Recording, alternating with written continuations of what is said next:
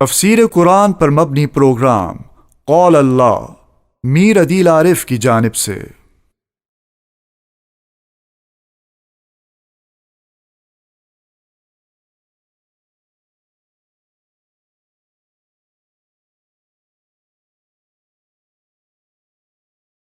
اعوذ باللہ من الشیطان الرجیم، بسم اللہ الرحمن الرحیم، نحمدہ ونصلی علی رسول الکریم۔ اذان ٹی وی کے پروگرام قال اللہ میں آج سورۃ بنی اسرائیل کے رکوع نمبر 11 کی تفسیر آپ کے سامنے پیش کریں گے۔ اللہ رب العزت نے ان کچھ اشکالات کو جو اس زمانے کے لوگوں کو پیش آ سکتے تھے، ان اشکالات کا جواب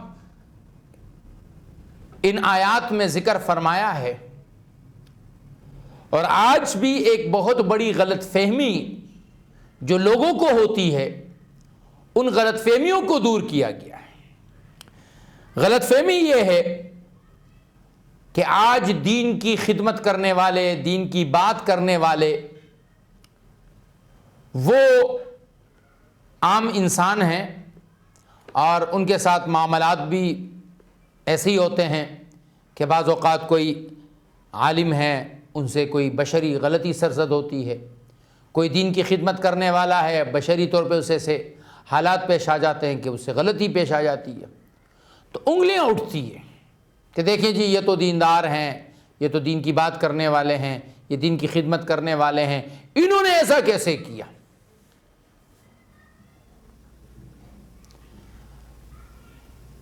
تو اس زمانے میں مشرکین نے یہی بات کی تھی کہ دیکھو محمد، تم تو ہمارے جیسے انسان ہو، ما لہذا الرسول، یہ کیسا نبی ہے؟ یمشی فی الاسواق، یہ بازاروں میں گھومتا پھرتا ہے، کھاتا پیتا ہے ہماری طرح۔ بھئی تمہیں ہمیں ہدایت دینی ہے تو فرشتوں کو نازل کرو، وہ الگ سے مخلوق آیا نا جی، کوئی ایسے لوگ ہوں، یعنی ہمارے ہاں بعض لوگوں کی ذہنی سطح یہ ہوتی ہے کہ جناب میں ان کے چہرے کی نورانیت سے متاثر ہوا، یعنی معیار چہرے کی نورانیت ہے، معیار لفاظی ہے، وہ تیز بات کریں، کوئی ایسی باتیں کریں کہ چکنی چپٹی باتیں کر لے۔ تو انہوں نے بھی کہا کہ فرشتے اتارو کہ جو جن سے کوئی یہ انسانی جو بشری تقاضے ہیں، شادی کرنا، کھانا پینا، بازاروں کی ضرورت، غم خوشی، یہ ان کے ساتھ نہ ہو، تاکہ پھر وہ ہمیں جب بات کریں تو ہمیں ان کی فضیلت کا پتہ ہو کہ جی دیکھو یہ تو خود یہ نہیں کرتے ہیں تو ہمیں یہ ہدایت دیتے ہیں۔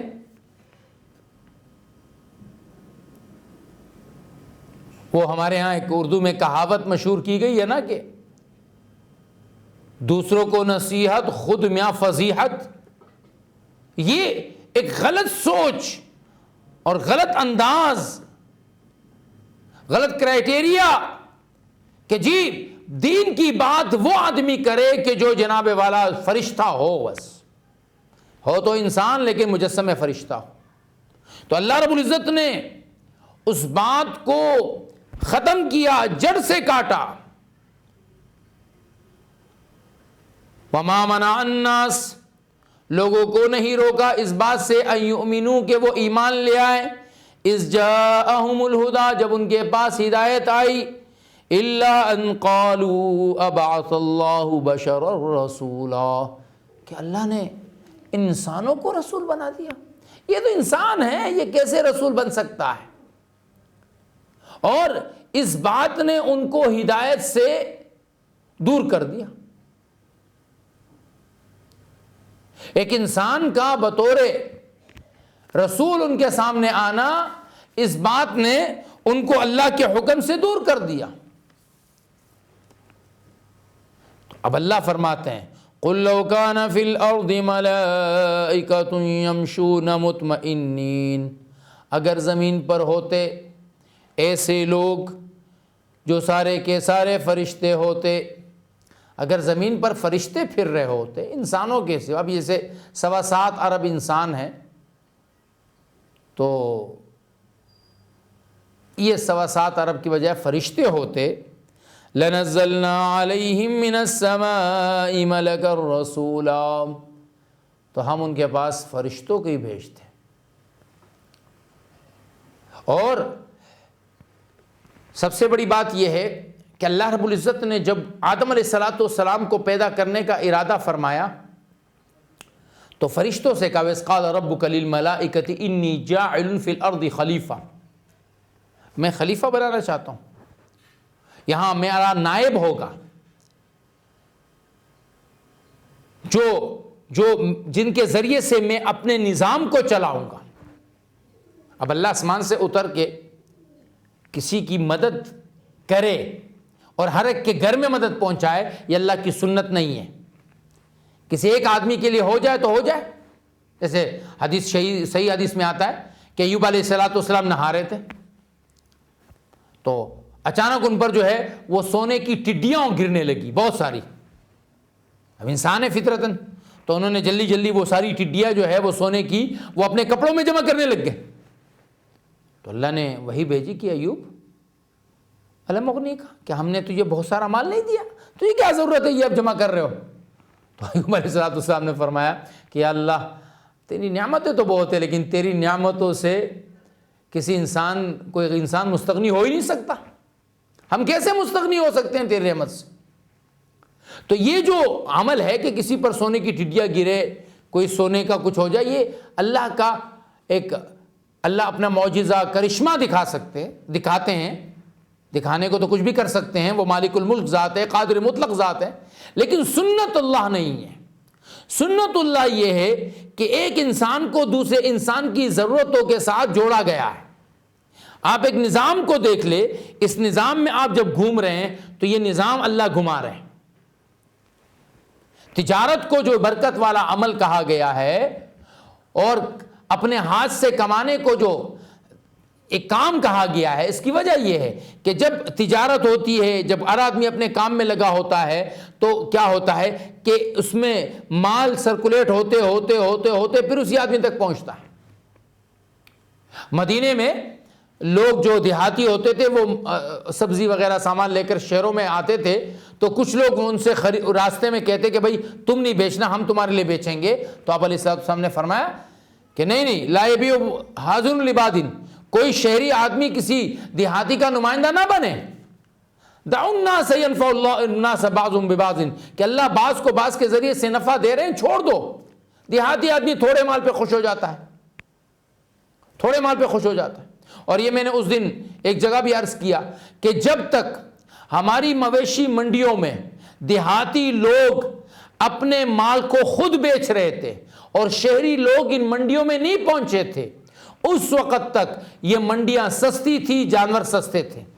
یہ دیہاتی لوگ تھے، ان کا خرچہ زیادہ ہوتا نہیں ہے، ان کے یہاں گھاس بڑی فراوانی والی ہوتی ہے، انہوں نے جانوروں کے لیے بندے پالے نہیں ہوتے ہیں، اور وہ تھوڑے سے مال پر خوش ہو جاتے ہیں، آتے تھے عید سے پہلے پیسہ اٹھا کے اپنے گھر چلے جاتے تھے۔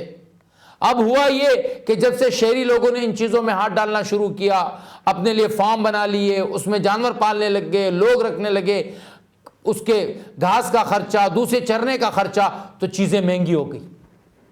تو اللہ رب العزت نے فرمایا میں انسان کو خلیفہ بنا رہا ہوں کہ ایک دوسرے سے نفع اٹھائے۔ تو ان فرشتوں نے کہا کہ نحن نسبح بحمدک ونقدس لک، ہم تو آپ کی تسبیح بیان کر رہے ہیں، تقدیس بیان کر رہے ہیں، عبادت تو ہم بہت اعلیٰ درجے کی کر رہے ہیں۔ تو اللہ نے فرمایا انی اعلم ما لا تعلمون، مجھے پتہ ہے جو تمہیں نہیں پتہ۔ صرف عبادت خدا رب العزت کا مقصود انسان سے کبھی ہوا ہی نہیں ہے، یہ کبھی انسان سے مطلوب نہیں ہے کہ عبادت کرے۔ عبادت ایک حصہ ہے، ایک اہم حصہ ہے جو وفاداری کا اعلان ہے۔ آپ جب عبادت کرتے ہیں آپ اپنی وفاداری کا اعلان کرتے ہیں کہ ربا میں باغی نہیں ہوں، میں آج بھی تیرا بندہ ہوں، میں آج بھی تیرا بندہ ہوں، لیکن صرف عبادت کے لیے تجھے نہیں بنایا گیا ہے۔ وہ ایک بزرگ بڑے اللہ والے تھے، ان کا قصہ مشہور ہے کہ ایک مرتبہ وہ وضو کر رہے تھے تو کوئی صاحب آئے اور انہوں نے جلدی جلدی سے وضو کیا اور وضو کر کے جا کے نماز بھی پڑھ لی. اب جب یہ وضو کر کے جانے لگے تو وہ مسجد سے نکلنے لگے. پوچھ لیا بھائی نماز پڑھ لی؟ کہ جی پڑھ لی. اتنی جلدی؟ تو کہا حضرت وہ جلدی دیر کا تو نہیں پتا ہے، بس اس نماز سے میرا مقصود یہ ہے کہ میں اللہ کو یہ بتانا چاہتا ہوں کہ میں باغی نہیں ہوں. جو ہم پیشانی زمین پر رکھ کر اللہ سے کہتے ہیں نا سبحان ربی الاعلی، اے اللہ میں عاجز ہوں، میں باغی نہیں ہوں. تو اللہ نے فرمایا کہ دیکھو صرف عبادتوں کے لیے ہم نے خلیفہ نہیں بنانا ہے. یہ خلیفہ زمین پر رہ کر جو میں اپنی مخلوق کے ساتھ نظام چلانا چاہتا ہوں، جو میرے احکامات کا اظہار ہے. اب فرشتوں میں نہ کھانے کی خواہش، نہ پینے کی خواہش، نہ کوئی اور گناہ کی طلب، نہ کوئی جزا، نہ کوئی سزا، تو کیا نظام چلے گا؟ اب ایک انسان ہے وہ اللہ کے ڈر سے گناہوں کو چھوڑے گا، اللہ کے ڈر سے وہ ناجائز کی طرف نہیں جائے گا، تو یہ انسان ہے، اس پر نظام چلے گا. اور اگر اس سے غلطی ہوگی تو نظام اس پر ہی نافذ ہوگا. ہاتھ کٹیں گے، کوڑے لگیں گے، سنگسار ہوں گے، قتل ہوں گے، تاکہ خدا کے نظام کا پتہ چلے ایک مملکت کیسے چل سکتی ہے. تو اللہ عزت فرماتے ہیں قُلْ لَوْ كَانَ فِي الْأَرْضِ مَلَائِكَةٌ يَمْشُونَ مُطْمَئِنِّينَ، اگر اس زمین پر فرشتے ہوتے جو اس زمین پر رہتے، لَنَزَّلْنَا عَلَيْهِمْ مِنَ السَّمَاءِ، تو ہم نازل فرماتے آسمان سے ان کے اوپر مَلَكًا رَسُولًا، فرشتے. آسمان سے فرشتہ ہی اترتا، پھر کوئی انسان ان کے لیے رسول نہیں ہوتا. لیکن چونکہ یہاں سب انسان ہیں، اور اگر فرشتہ، علماء فرماتے ہیں کہ اگر فرشتے کو رسول بنایا جاتا، آج بھی لوگ کہتے ہیں نا جی وہ صحابہ تھے، وہ تو بڑے لوگ تھے، اجی حضرت آپ جیسے تو اللہ والے ہیں، ہم کہاں یہ کر سکتے ہیں. تو اگر فرشتے ہوتے تو یہ بڑا الزام ہوتا کہ جی یہ تو فرشتے ہیں، وہ کر سکتے ہیں، ہم نہیں کر سکتے. اس لیے اللہ نے اس پورے نظام کو ختم کر دیا کہ کل کو تمہارے بات یہ بات نہ ہو کہ وہ فرشتے ہیں اور ہم فرشتے نہیں ہیں. نہیں. قُلْ كَفَى بِاللَّهِ شَهِيدًا بَيْنِي وَبَيْنَكُمْ إِنَّهُ كَانَ بِعِبَادِهِ خَبِيرًا بَصِيرًا. اللہ ہی کافی ہے ہمارے لیے. قُلْ كَفَى بِاللَّهِ، کہہ دیجئے اللہ کافی ہے، شہیدم بینی و بینکم، میرے اور تمہارے درمیان بطور حق کے ثابت کرنے والے کے لیے، انہو کان بعبادہ خبیرا بصیرا، وہ اپنے بندوں کے بارے میں خبردار بھی ہے، دیکھنے والا بھی ہے، اسے معلوم ہے. خبیرا بصیرا، خبردار بھی ہے اور دیکھنے والا بھی ہے. اللہ کو بتانے کی ضرورت نہیں ہے کہ کون حق پر ہے کون نہ حق پر ہے، بس وہ امتحان کے لیے ہمارے سامنے ابھی ظاہر نہیں فرما رہے ہیں. اس کا مطلب یہ نہیں ہے کہ اللہ کے علم میں نہیں ہے. وَمَن يَهْدِ اللَّهُ فَهُوَ الْمُهْتَدِ وَمَن يُضْلِلْ فَلَن تَجِدَ لَهُمْ أَوْلِيَاءَ مِن دُونِهِ وَنَحْشُرُهُمْ يَوْمَ الْقِيَامَةِ عَلَى وُجُوهِهِمْ عُمْيًا وَبُكْمًا وَصُمًّا مَأْوَاهُمْ جَهَنَّمُ كُلَّمَا خَبَتْ زِدْنَاهُمْ سَعِيرًا. جس کو رب ہدایت دے دے، ہدایت یافتہ وہی ہے. یعنی ہدایت یہ نہیں ہے کہ ایک انسان اپنی مرضی سے ہدایت حاصل کر سکتا ہے، نہیں، بندے کی طرف سے ہدایت کی چاہت ہونی چاہیے. وہ ہدایت کی چاہت رکھے گا تو اللہ اسے ہدایت دیں گے. ہدایت تو اوپر سے آئے گی. اس لیے جب ابو طالب کے متعلق اللہ کے نبی کی چاہت بہت بڑی اور بہت زیادہ وہ یہ چاہتے تھے، یہاں تک کہ مرنے کے وقت وہ آئے اور آپ کے سامنے فرمایا میرے چچا میرے کان میں کہہ دو میں کل قیامت کے دن اللہ کے سامنے آپ کی گواہی دوں گا. نہیں کہا انہوں نے. تو اللہ رب العزت نے فرمایا انک لا تہدی من احببت ولکن اللہ یہدی من یشاء. یہ ہدایت کا نظام یہ ہم نے آپ کے ہاتھ میں نہیں دیا. آپ کے ہاتھ میں نہیں دیا۔ وہ بات صحابہ کے متعلق مشہور ہے، اور بلال کے متعلق بھی سنا ہے، میں نے کہیں اس کو پڑھا نہیں ہے، کہ وہ کہتے تھے کہ شکر ہے کہ خدا رب العزت نے ہدایت کے نظام کو اپنے ہاتھ میں رکھا،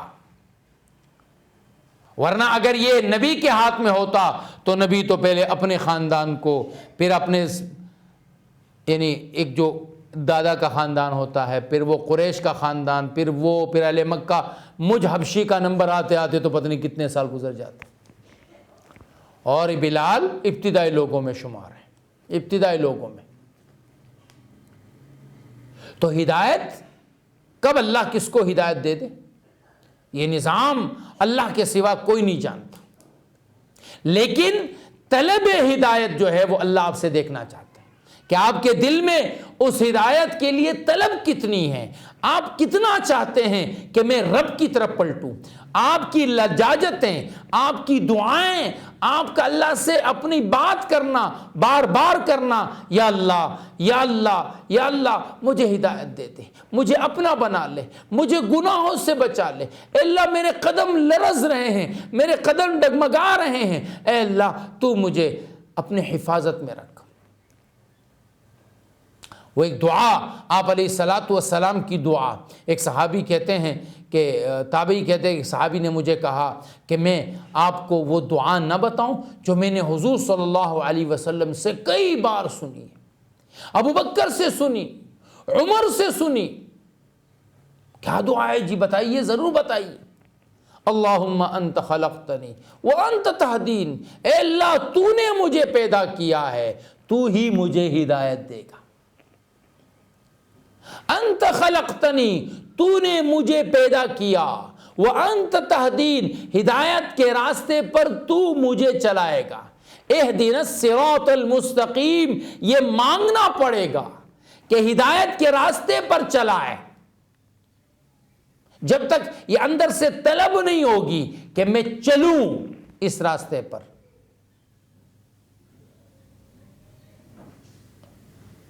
انت خلقتنی، تو نے مجھے پیدا کیا، وانت تہدین، اور تو ہی مجھے ہدایت دے گا، وانت تطعمنی وانت تسقین، تو ہی مجھے کھلاتا ہے اور تو ہی مجھے پلاتا ہے۔ ماں کے پیٹ میں تھے وہ 9 مہینے رزق کے ساتھ زندہ کس نے رکھا؟ اللہ نے۔ پھر ہم دنیا میں آئے، جب عمر ہماری ایسی تھی کہ نہ کھانے کے قابل تھے، نہ کمانے کے قابل تھے، تب بھی رب نے کھلایا، اور اب جب بڑے ہوئے تو بھی رب تو ہی کھلا رہا ہے، تو ہی پلا رہا ہے۔ وَأَنْتَ تُمِيتُنِي وَأَنْتَ تُحْيِينِي، تو ہی موت دینے والا ہے اور تو ہی زندہ رکھنے والا ہے۔ راوی کہتے ہیں میں نے ایک اور تابعی سے یا صحابی سے اس کا تذکرہ کیا، تو انہوں نے کہا جی یہی کلمات اللہ نے موسیٰ علیہ السلام کو دیے تھے۔ اللہم انت خلقتنی وانت تہدینی وانت تطعمنی وانت تسقینی، وانت تطعمنی وانت تسقینی،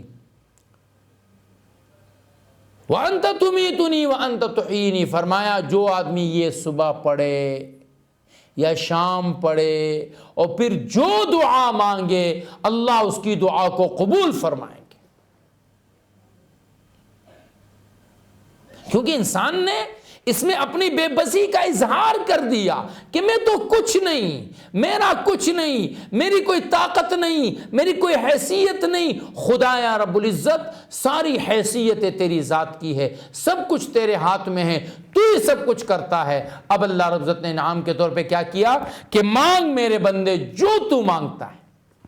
وہ جو سورۃ فاتحہ میں ہے نا، الحمدللہ رب العالمین الرحمن الرحیم مالک یوم الدین ایاک نعبد و ایاک نستعین۔ اب اللہ فرماتے ہیں بندے تو نے میری تعریف کی، مانگ کیا مانگتا ہے؟ بندہ کہتا ہے اہدنا الصراط المستقیم، سب کچھ تیرے ہاتھ میں ہے، اب صراط مستقیم کا راستہ تو ہی مجھے سجائے گا، تو ہی مجھے دکھائے گا، تو ہی مجھے چلائے گا، تو ہی مجھے چلائے گا۔ چلانا بھی اللہ میرے بس میں نہیں ہے، لا حول ولا قوت الا باللہ۔ وَمَن يَهْدِ اللَّهُ فَهُوَ الْمُهْتَدِ، جو جس کو اللہ ہدایت دے وہی ہدایت یافتہ ہے، وَمَن يُضْلِلْ، اور جس کو اللہ گمراہ کر دے، اللہ ہر انسان کو گمراہ نہیں کرتے۔ جو آدمی دل سے خدا سے دور ہو جائے، خدا کی باتوں سے دور ہو جائے، خدا کے نظام سے متنفر ہو جائے، اللہ ان کے دلوں پر نفرت، گمراہی کے مہر لگا دیتا ہے۔ فَلَن تَجِدَ لَهُمْ أَوْلِيَاءَ مِن دُونِهِ، تو کسی کو ان کا مددگار نہیں پائے گا۔ جو گمراہ ہوا اس کا کوئی مددگار نہیں ہو سکتا، اس کی مدد کے لیے کوئی دنیا کی کوئی طاقت نہیں آ سکتی ہے۔ وَنَحْشُرُهُمْ يَوْمَ الْقِيَامَةِ عَلَى وُجُوهِهِمْ، قیامت کے دن ہم انہیں اٹھائیں گے، عُمْيَا اندھے، وَبُكْمَا گونگے، وَسُمَّا بہرے، مَأْوَاهُمْ جہنم، ان کا ٹھکانہ جہنم ہے، کلما خبت زدناہم سعیرا، جب بھی یہ آگ جہنم کی بجھنے لگے گی، زدناہم سعیرا، ہم اسے دوبارہ بھڑکا دیں گے، دوبارہ بھڑکا دیں گے اس کو۔ کلما خبت زدناہم سعیرا، جب بھی یہ آگ ٹھنڈی ہوگی، اللہ اکبر، حضور اکرم صلی اللہ علیہ وسلم نے فرمایا ان نارکم 70 جزءا من نار جہنم، تمہاری آگ دنیا کی، یہ جہنم کی آگ کا 70واں حصہ ہے۔ صحابہ نے کہا یا رسول اللہ وَإِنَّا لَيَكْفِي، یہ تو ایک آگ ہی کافی ہے، اس کو ملٹیپل 70 حصوں میں ضرب دیں گے تو کیا بنے گی؟ فرمایا وہ 70 گنا زیادہ ہوگی۔ اب اس کا ٹھنڈا ہونا بھی تو ایسا نہیں ہوگا، وہ ہلکی سی ٹھنڈی ہوگی، جیسے ہمارے ہاں ہم کبھی کوئی جیسے کوئلوں وغیرہ پہ جو ہے کوئی چیز پکا رہے ہوتے ہیں تو وہ ہلکی سی آگ ٹھنڈی ہو رہی تو ہم ہوا اس میں کرتے ہیں، کوئلے مزید ڈال دیتے ہیں۔ کلما خبت، جب بھی ٹھنڈی ہونے لگے گی، زدناہم سعیرا، ہم اس کی آگ میں کیا کر دیں گے؟ اضافہ کر دیں گے۔ کلما خبت زدناہم سعیرا، اور یہ کیوں؟ کہ انہوں نے اللہ رب العزت کی ذالک جزاؤہم، یہ ان کا بدلہ ہوگا، بِأَنَّهُمْ كَفَرُوا بِآيَاتِنَا، انہوں نے ہماری آیتوں کو جھٹلایا، وَقَالُوا، اور کہنے لگے، أَإِذَا كُنَّا عِظَامًا وَرُفَاتًا، جب ہم ہوں گے ہڈیاں چورا شوجہ ہو چکی ہڈیاں، أَإِنَّا لَمَبْعُوثُونَ خَلْقًا جَدِيدًا، کیا ہمیں دوبارہ اٹھایا جائے گا؟ انہوں نے ہمارے دعوے کا انکار کر دیا۔ اللہ نے کیا فرمایا؟ اٹھائیں گے۔ انہوں نے کہا اذا كنا عظاما ورفاتا، کیا ہم جب ہوں گے ہڈیاں وہ بھی چورا اِنَّا لَمَعُوسُونَ خَلْقًا جَدِيدًا، کیا ہمیں نئی مخلوق بنا کر پیش کیا جائے گا؟ اب جب انہوں نے یہ کیا کہ انہوں نے ہماری طاقت کو چیلنج کیا، ہماری قدرت کو چیلنج کیا، ہم کہتے ہیں ہم اٹھائیں گے، وَنَحْشُرُهُمْ، ہم اٹھائیں گے، کہتے نہیں اٹھا سکتے، اور کیسے اٹھائیں گے؟ ہم تو چورا ہوں گے۔ تو اللہ فرماتے ہیں اب اس کی سزا کیا ہوگی؟ نحشرہم یوم القیامت علی وجوہہم، چہروں کے بل چلتے ہوئے آئیں گے۔ اب علماء نے لکھا ہے کہ بھئی چہروں کے بل کیسے چلیں گے؟ فرمایا جو اللہ قادر ہے، جو پیروں پہ چلا سکتا ہے، کیا وہ اللہ چہرے پر نہیں چلا سکتا؟ اور بعض علماء نے فرمایا کہ اس سے مراد انتہائی رسوائی ہوگی، جیسے ایک آدمی نا اتنا جھک جائے رسوائی سے، شرم سے، کہ بالکل وہ سر کو نیچے جھکا دے، ایسے لگے کہ یہ تو بالکل بات کرنے کے قابل ہی نہیں ہے۔ تو رسوائی اور شرم اتنی زیادہ ہوگی کہ اللہ سے آنکھ ملانے کے تو قابل ہوں گے نہیں۔ اور پھر کیا ہوگا؟ عمیہ، اندھے ہوں گے۔ بعض علماء فرماتے ہیں اندھے کا مطلب یہ ہے کہ اللہ ان کی آنکھ کو اس کے بعد کبھی کوئی خوشی دکھائیں گے نہیں، کوئی راحت دکھائیں گے نہیں۔ انہوں نے اللہ کی آیتوں کو دیکھنے سے انکار کیا۔ اللہ ان کی آنکھوں کو، جسے کہتے ہیں نا میری تو آنکھیں ہی ترس گئی ہے، ارے ہم تو خوشی دیکھنے کے لیے ترس گئے، یہ آنکھیں ترس گئی، ان کی آنکھیں ترس جائیں گی کہ ان کو کوئی خوشی نظر آئے، خوشی نظر نہیں آئے گی۔ ان کے کان ترس جائیں گے کہ کوئی خوشی کی خبر سن لے، غم کی خبر ہوگی۔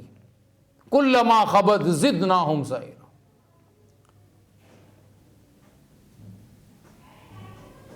عذاب کی زیادتی کی خبریں تو آتی رہیں گی، لیکن خوشی کی کوئی خبر ان کے کانوں میں نہیں پڑے گی۔ ان کی زبان کوئی ایسی بات کر نہیں سکے گی۔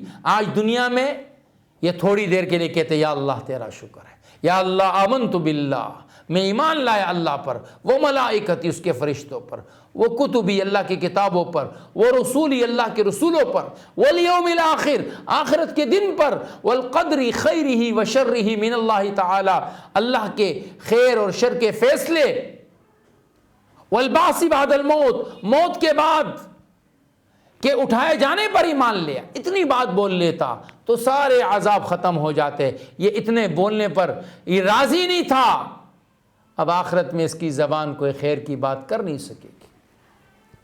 تو اندھا ہوگا کہ سب عذاب نظر آئے ہوں گے، لیکن کوئی خوشی کی بات نظر نہیں آ رہی ہوگی، اور کہیں گے کہ یہ جہنمی جنتیوں کو دیکھیں گے، افیضوا علینا من الماء او مما رزقکم اللہ، تھوڑا تو پانی پلا دو، تھوڑا سا جو اللہ نے تمہیں رزق دیا ہے وہ تو دے دو۔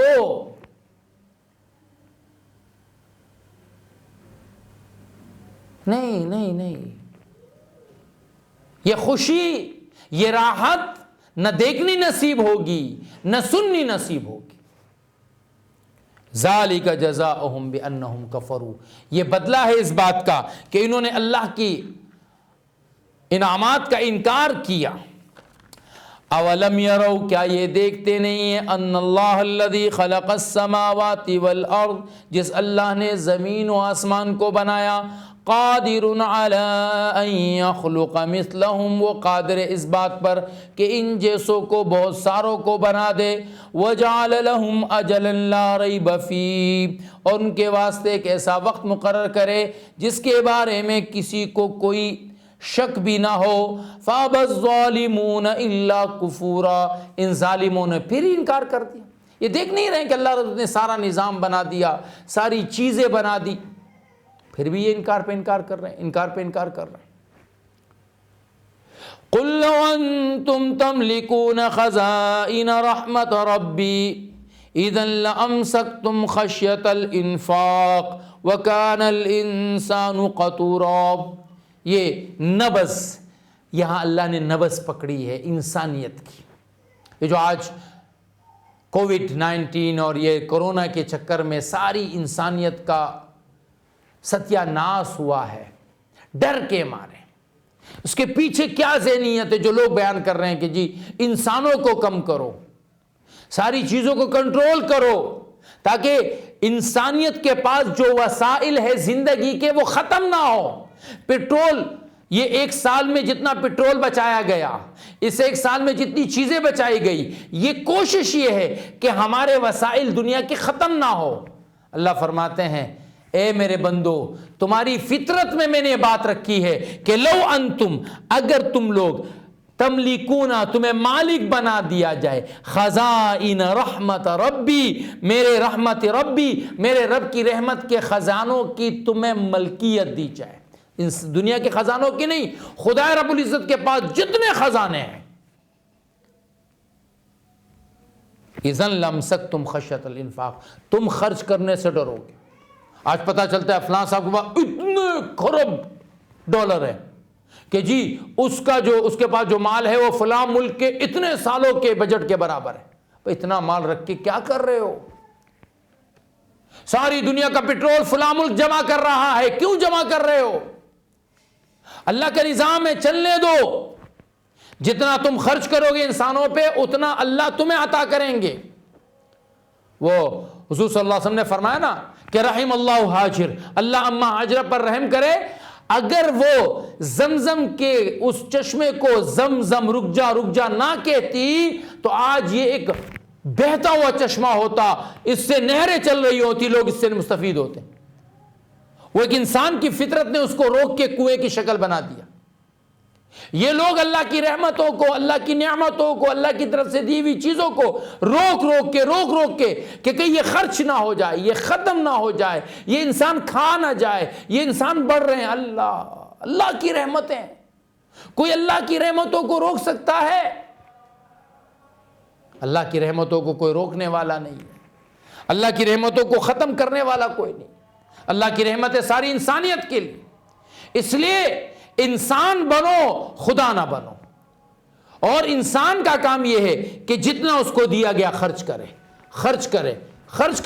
وَلَا تَخْشَ مِنْ ذِي الْعَرْشِ اِقْلَالًا، اللہ سے کمی کا ڈر نہ رکھو کہ وہ کم ہو جائے گی. اللہ کی رحمتیں، اللہ کی رحمتیں بہت ہیں، تم جتنا سوچتے ہو اس سے بھی زیادہ ہے. اللہ ہمیں اپنی ذات پر اعتماد اور توکل نصیب فرمائے. وآخر دعوانا ان الحمدللہ رب العالمین. تفسیر قرآن پر مبنی پروگرام قول اللہ میر عدیل عارف کی جانب سے.